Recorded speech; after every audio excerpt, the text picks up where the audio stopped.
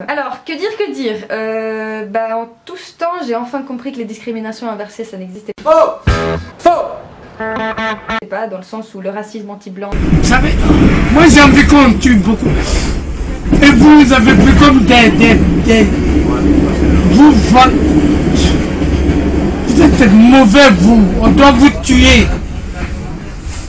Il faut qu'on tue les blancs. On doit vous tuer. Vous êtes mauvais. Très mauvais. Le peuple le plus mauvais au monde, c'est les blancs. Le sexisme anti-homme, l'hétérophobie, la... Et les gars, j'espère que vous allez bien. Les gars et les filles, bien sûr. Déjà, je tiens à vous dire que je suis surpris. J'ai 2 fois plus d'abonnés sur cette chaîne que sur ma chaîne principale, alors que j'ai ouvert cette chaîne il y a à peine 2 mois et j'ai 2 fois plus de commentaires sur cette chaîne. Donc peut-être que vous êtes plus intéressé par me voir raconter des anecdotes ou ma vie que par me voir raconter des trucs sur les jeux vidéo. Je comprends pas pourquoi cette chaîne marche plus que l'autre, mais bon, en tout cas, vous êtes les bienvenus. Et je vous invite à venir en masse, les amis. Donc aujourd'hui, on va parler d'une demoiselle qui vit à Genève, donc une genevoise, je crois qu'on les appelle comme ça, ces gens-là, qui est une jeune demoiselle de 20 ans, donc je ne vais pas être trop méchant avec elle, car c'est encore une toute jeune dame. Hein, peut-être qu'à une période, on considérait les gens de 20 ans comme des adultes finis, quoi. Mais là, à notre époque, quelqu'un de 20 ans, c'est encore très jeune, donc je vais essayer d'être gentil avec elle, j'ai quand même 12 ans de plus qu'elle, donc je vais essayer de modérer mes propos, mais elle m'a quelque peu énervé. Dans le sens où cette demoiselle, qui tient une chaîne très axée sur le bien-être, très axée sur le féminisme, et elle parle souvent du fait que les hétérosexuels, les mâles blancs surtout, sont privilégiés et que le racisme anti-blanc n'existe pas. C'est quelque chose qui revient régulièrement dans ces vidéos. Donc ma petite Caro, je vais te démontrer que si tu sors un petit peu de ta capitale très très riche du coup, et si tu sors un peu dehors et tu vas fréquenter les gens du bas peuple, tu te rendras compte que le racisme en fait existe partout, tu vois. Tu vas te rendre compte de ça. Si tu sors un peu de tes quartiers privilégiés, car on voit tout de suite que tu es quand même quelqu'un qui vient pas des bas-fonds, quoi, tu vois, et c'est tout à ton honneur, hein, je suis content pour toi que tes parents aient réussi ta vie. D'ailleurs, j'ai vu à peu près le CV de tes parents sur un site qui s'appelle Mademoiselle. Oui, je suis allé sur un site qui s'appelle Mademoiselle, oui, mais bon, je me suis un peu renseigné quand même. Donc du coup, on va commencer cette vidéo en douceur et je vais te demander ce que tu penses de ce qui est arrivé à, par exemple, comment il s'appelle, à ceux qui présentaient Question pour un champion, là, Julien Lepers, voilà. Julien Lepers, et ce qui est arrivé à Pujada récemment, et encore plus récemment, mais là j'ai pas de vidéo, à Tex, qui ont été renvoyés tout simplement parce que c'était des hommes blancs de plus de 50 ans de leur travail d'animateur TV. Donc voici la vidéo et on reprend par la suite.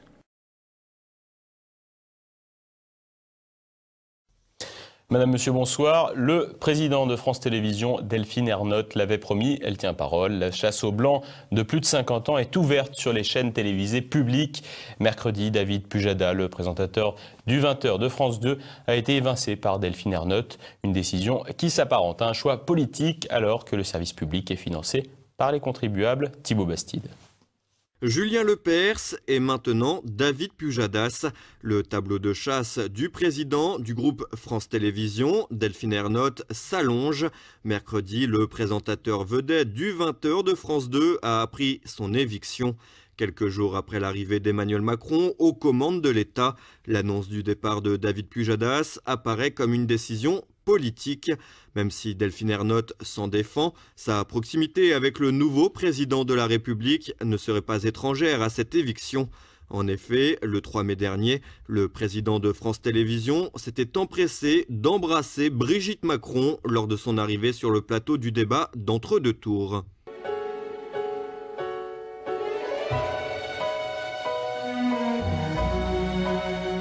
Delphine Ernotte a de son côté réagi en déclarant qu'il s'agissait de sa décision et qu'elle n'avait pas à l'expliquer. Cependant, l'explication semble toute trouvée. En effet, lors de son arrivée à la tête du groupe du service public il y a 2 ans, Delphine Ernotte a été très claire, plus de modernité, plus de femmes et moins de blancs de plus de 50 ans.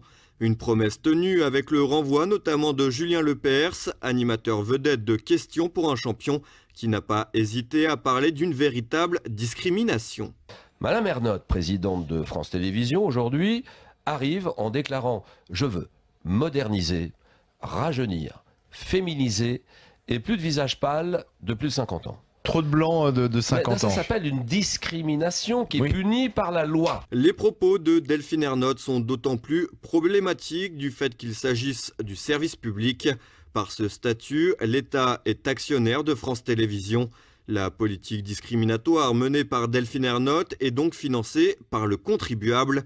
Mais cette éviction devrait plaire à Emmanuel Macron. En effet, David Pujadas sera remplacé par Anne-Sophie Lapix, dont le mari, Arthur Sadoun, est président de Publicis France, présent au CAC 40. Une véritable petite tambouille entre amis.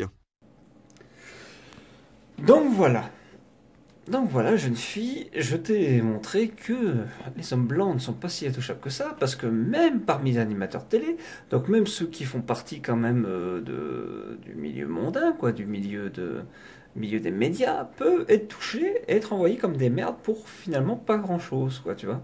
Enfin, pour Julien Lepers d'ailleurs, pour rien, parce que Julien Lepers il avait rien fait, quoi. Il y avait plein de petites mamies qui étaient excitées de le voir tous les soirs parce que c'était leur seule animation de la journée, et ben ça la nana elle n'a rien à foutre, elle l'a viré comme une grosse merde, quoi. Mais après bon, dans une autre vidéo tu réitères que c'est français réitère, ouais bref, on s'en fout, je suis fatigué, que le racisme anti-blanc n'est... Bienvenue dans la 3e vidéo de la semaine sexiste sur la chaîne de la Carologie. Aujourd'hui, on va parler de cette fameuse expression qui est que l'homme blanc, hétéro, cisgenre, valide, riche, etc. est une personne privilégiée dans la société, dans la place des dominants, etc. etc. Faux! Faux! On a un deuxième mot qui vient, qui est le mot blanc pour désigner d'autres privilèges. Il faut savoir que quand on parle de personnes blanches, on ne parle pas seulement de la couleur de peau, parce que tu peux être libanais et être blanc, tu peux être kosovar et être blanc, tu peux être colombien et être blanc, et quand même vivre du racisme. Mais on va plus parler de l'aspect socio-culturel de la personne. Si on doit parler du top of the top de la pyramide, on mettrait plutôt les Américains de souche, les Français de souche, les Suisses de souche, bref. Alors pourquoi du coup être blanc est un privilège? Tout simplement parce que quand tu es blanc, tu ne vis pas l'oppression qu'est le racisme. N'existe pas. Donc maintenant, je vais te montrer des petits actes qui arrivent régulièrement dans les cités françaises, mais pas que, car que ça arrive aussi maintenant dans certaines grandes villes, hélas. Par exemple, Marseille, Paris, Lyon, c'est un croisement entre des quartiers chics et une cité, quoi. C'est tout se mélange là-dedans, mais tu peux autant te faire agresser à Paris, Lyon, Marseille que tu peux te faire agresser dans une cité, quoi. Et Nantes, c'est pareil. Nantes, maintenant, c'est autant bobo et racaille que Paris, tu vois. Donc là, justement, j'ai une vidéo qui se passe à Nantes, mais je te laisse regarder toutes les vidéos que j'ai mis. Ça dure quelques minutes, hein. Tu es jeune, tu as le temps de regarder. Ouh! Oula! Ça picote!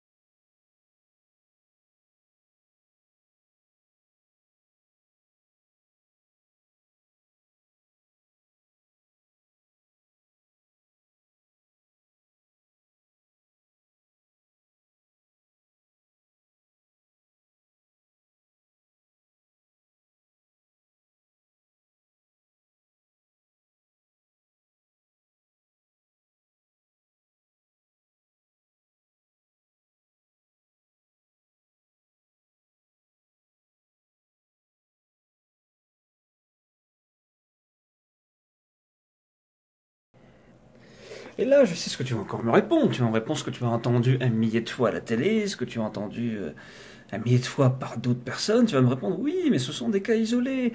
Ce ne se produit pas tous les jours. Sauf que si, hélas, ça se produit tous les jours. Et ce ne sont pas que... À partir de quel moment est-ce qu'un acte de délinquance n'est plus un cas isolé? Car si un acte de délinquance est commis une seule fois par une personne, c'est un cas isolé.